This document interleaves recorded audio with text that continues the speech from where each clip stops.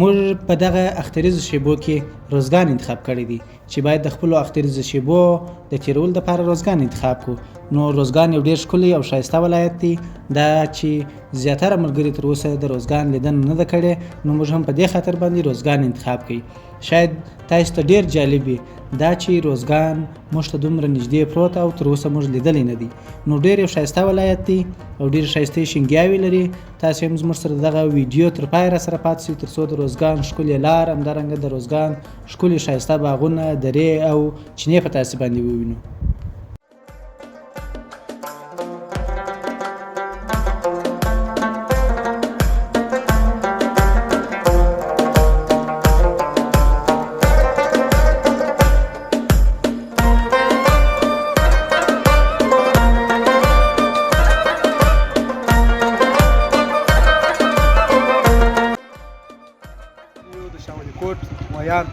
یا د ویان په سیمه باندې دغه ځای مشهوره دی، بازار دی. د بازار څخه راوتلي یو، دا لاره نو مستقیم تللې ده روزګان ولایت ته.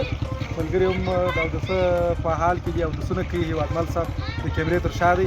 راځئ نو د خیره سره ځو به مخته او خوند به پر واخلو، د روزګان سفر به ووینو چې په لاره کې څنګه ځایونه راځي. د ملګرو سره مجلس وکړو د خیره سره، انشاءالله زموږ سره مو ډېر ساعت تېرېږي. تر پایه راسره اوسئ.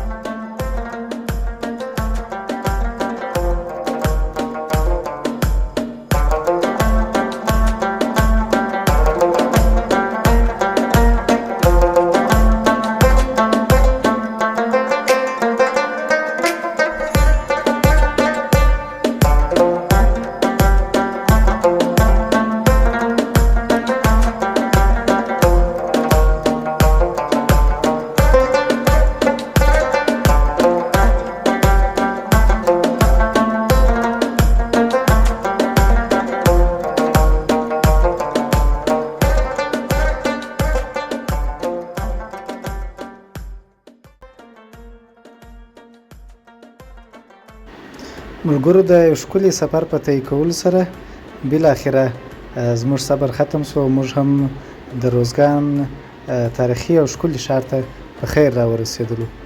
نو دا چې لاره ډېره خرابه وه، لږ څه ناڅه سره ستړي شو، خو ډېر ښه خوند یې وکړي.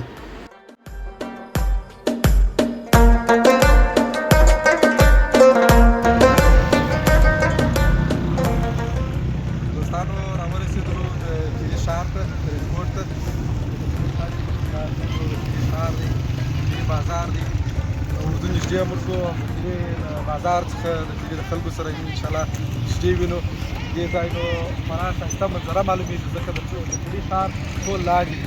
هغه ساعته یو مسجد دی، ډېر په زړه پورې مسجد دی، ښایسته مسجد دی. دا نو د بازار طرف دی.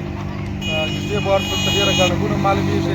کیدای شي د کلي اوسېدونکي د اختر د لمانځلو دپاره راوتلي ورپسې نږدې د دوی سره به هم ووینو. او ملګري دغه دې انتظار کوي. سلامونه جناب هیوادمل صاحب، ستړي مه شئ. زاهد صاحب فعلا سفر په خیر شوی موږ خو بیخي ښایسته سفر و.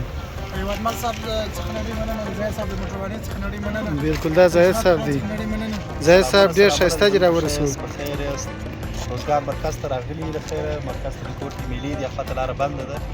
نو دوی تقریبا د 5:30 بجو شاوخوا وروسته بیا لاره ایله کېږي. د مشرانو سفر څنګه و؟ ډېر ښایسته سفر و. ډېر ښه سفر و، ښه خوند یې وکړي. بس دوی راورسېدل ملګري چې ژوندي دي. ډېره مننه. شاته عصمت خان هم سره دیخ شوی خو به نه دی. زه خیر اوسې. اوس خو لاره بنده ده. ښه بیا نو سبا دا مسجد ته بلنه ورکړو. ښه د خیر سره سید.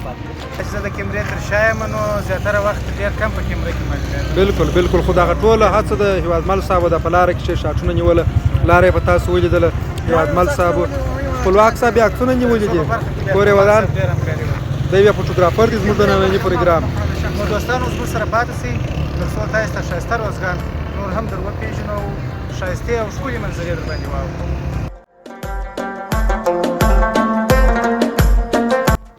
ملګرو دا چې موږ مازدیګر ناوخته ورسېدو، نو ښه ښایسته شپه مو د محترم جیلاني صاحب په کور باندې وکړله او وروسته سهار مو پلان بسته کړي چې باید مزار باچینې ته ولاړ شو. دا چې لاره یې ډېره خرابه وه، نو ډېر ستړي شو. بالاخره مزل مو طی کړي او راورسېدو. د یاران ټوله راتاس وو. ښه خپلواک صاحب راورسېدو. جیلاني صاحب مبارکه ته به راته ووایه وروره دا دې کوم ځای ته راوستو؟ کوم ځای ته چې راورسولو د خیره ده د چوري ولسوالي ده د مزار بابا چې نور ته وایي چې په اختر کې تقریبا ته 2 میلې کېږي د کرکوټ کې 3 میلې او ته 2 میلې چې دغه شاوخوا ته چې غږونه یې اوري ښه ماشاءالله د مزار بابا ده چې د سره ورنه په جنوبو ښه خوندورې اوبه او پاک هوا دا هر څه لري ښکلا خو مخامخا لږ ډېره څنګه بالکل بالکل تایید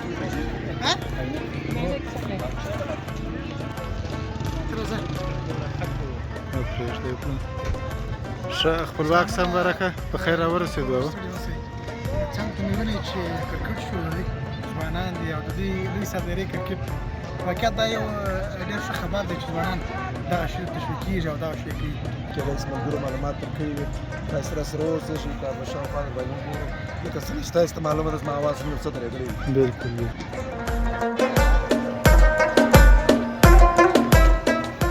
دوستانو سلامونه احترامات یو ځل بیا دا چې تاسې د ویډیو په شروع کې تر دا مهاله پوه شوي یاست چې موږ روزګان ولایت ته راغلي وو او د روزګان ولایت د شروع څخه تر دا مهاله تاسې بېلابېلې منظرې ولیدلې او د روزګان بېلابېلې شنې او زرغونې سیمې مو ولیدلې چې روزګان ولایت هم د شمالي سیمو په څېر لکه ننګرهار جلال آباد او دغسې کونړ او خوست دغسې ولایتو په څېر باندې شنې او زرغونې سیمې لري او ډېر طبیعي منظر دی نو هېوادوالو ته مو هم دغه نظر دی چې راسئ روزګان ولایت ته نږدې څخه وګورئ او د ډېرو طبیعي ښکلاګانو درلودونکی دی زموږ سره زموږ خوږ همکار ملګری جیلاني صاحب راسره څنګ ته ولاړ دی د دغه روزګان د دغه سیمې د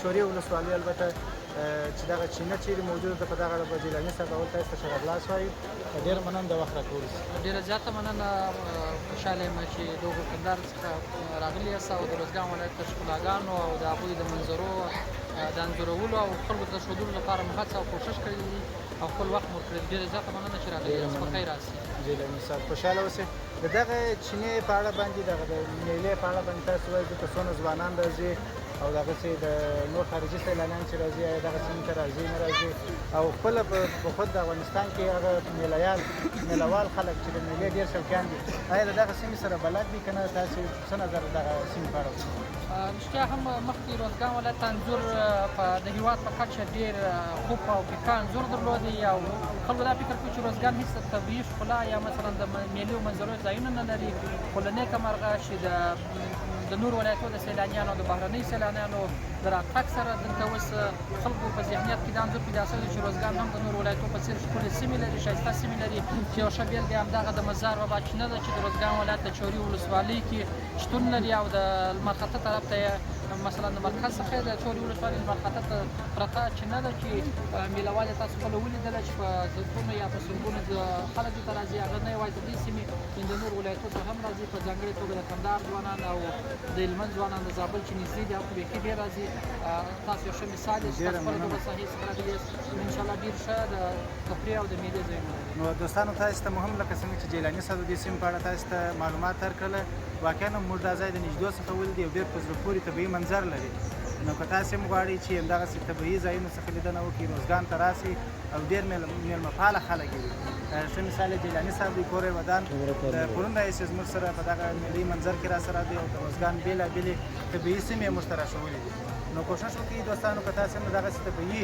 ښکلاګانو ارزو لرئ راسئ روزګان د نږدې څخه وګورئ او په خپله باندې به تاسې قیاس وکړئ چې څونه په زړه پورې ځای دوستانو دا ځوانان دي دغه ځوان ډېرې خبرې کوي مخکې ډېرې خبرې کولې اوس په ویډیو کې خبرې نه کوي تاسو راځئ خبرې وکړئ